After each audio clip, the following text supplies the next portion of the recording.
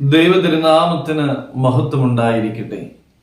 ഏവർക്കും ഹെർമിറ്റ്സ് ടോക്സിന്റെ 770 ഭാഗത്തിലേക്ക് സ്വാഗതം.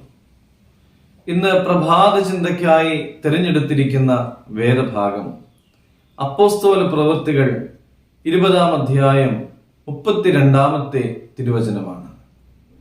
നിങ്ങൾക്ക് ആത്മീക വർധന വരുത്തുവാനും സകല വിശുദ്ധന്മാരോടും കൂടെ അവകാശം തരുവാനും കഴിയുന്ന ദൈവത്തിലും അവന്റെ കൃപയുടെ വചനത്തിലും ഞാൻ നിങ്ങളെ ഫലമേൽപ്പിക്കുന്നു.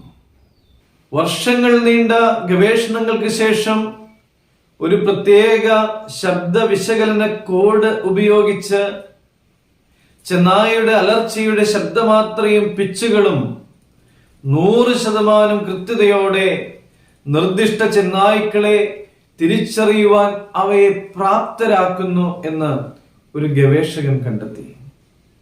പ്രിയമുള്ളവരെ, ദൈവം തന്റെ സൃഷ്ടികളുടെ വ്യതിരിക്തമായ ശബ്ദങ്ങളെ തിരിച്ചറിയുന്നു എന്ന് വചനം നമ്മോട് സാക്ഷിക്കുന്നുണ്ട്. ദൈവം മോശയെ പേര് ചൊല്ലി വിളിച്ച് നേരിട്ട് അവനോട് സംസാരിക്കുന്നുണ്ട്.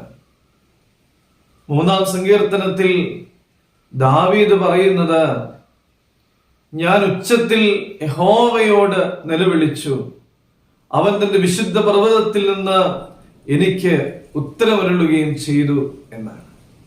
എഫേസോസിലെ മൂപ്പന്മാരോട് വിട പറയുമ്പോൾ യെരൂശലേമിലേക്ക് പോകുവാൻ ആത്മാവ് തന്നെ നിർബന്ധിച്ചു എന്ന് പൗലോസ് പറയുന്നു.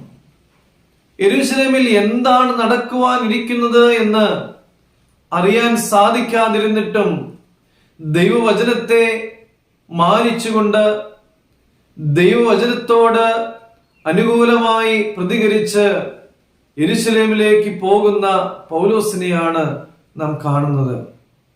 യേശുവിലുള്ള പ്രിയ വിശ്വാസികളെ, ദൈവം നമ്മെ കേൾക്കുന്നുണ്ട്. എന്നാൽ ആ ദൈവത്തിന്റെ ശബ്ദത്തെ തിരിച്ചറിയുവാനായിട്ട് നമുക്ക് സാധിക്കുന്നുണ്ടോ? ഈ ലോകത്തിന്റെ ബഹളങ്ങൾക്കിടയിൽ ദൈവശബ്ദത്തെ തിരിച്ചറിയുവാനായിട്ട് നമുക്ക് സാധിക്കണം. ദൈവം തന്റെ കൃപയുടെ വചനത്തിലൂടെ വിവിധ മാർഗങ്ങളിലൂടെ നമ്മളോടൊക്കെ സംസാരിക്കുന്നുണ്ട്. ആ ദൈവിക ശബ്ദത്തിന് കാതോർക്കുവാനായിട്ട് നമുക്കും സാധിക്കണം. അതിനുള്ള കൃപ തമ്പുരാൻ നൽകട്ടെ. ദൈവം അനുഗ്രഹിക്കട്ടെ.